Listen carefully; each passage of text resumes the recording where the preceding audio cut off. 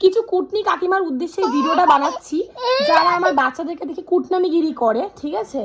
এসে বলবে কি, ভালো কথা, রাস্তায় দেখা হোক বা ঘরে আসুক, বলবে এ মা বাচ্চাগুলোকে কি খাওয়াও দাওয়াও না নাকি?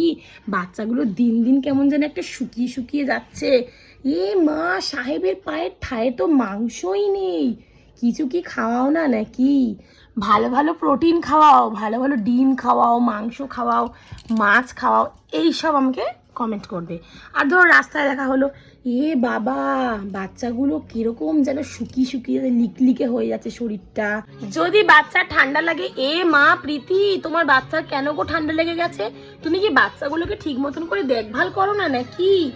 সারাদিন ঘরে একা থাকি, একা কাজবাজ করে বাচ্চাগুলোকে সামলাই, তাও এদের বড় বড় ফুটানি কথা শুনতে হয় আমাকে। আমার বাচ্চার খেয়াল কাকিমা, জেঠিমা, ঠাকুমা আমি রাখতে পারি। আমার বাচ্চাকে যখন আমি পৃথিবীতে এনেছি, তখন তার খেয়াল কিন্তু আমার থেকে ভালো কেউ রাখতে পারবে না, আপনারাও রাখতে পারবেন না। তো সুতরাং বড় বড় জ্ঞান না দিয়ে, আমার ছেলের না ন্যান প্রো স্টেজ 4 দুধ অনেক এক্সপেন্সিভ।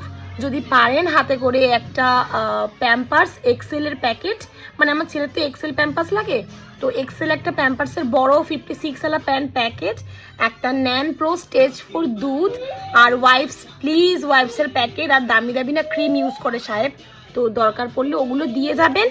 আর এত প্লিজ জ্ঞান দেবেন না, ঠিক আছে? এত জ্ঞান দেওয়ার জন্য আমি আপনাকে মানে মাইনে দিয়ে রাখিনি। সুতরাং আমার বাচ্চার খেয়াল আমি রাখতে পারবো, জ্ঞান দিতে আসবেন না।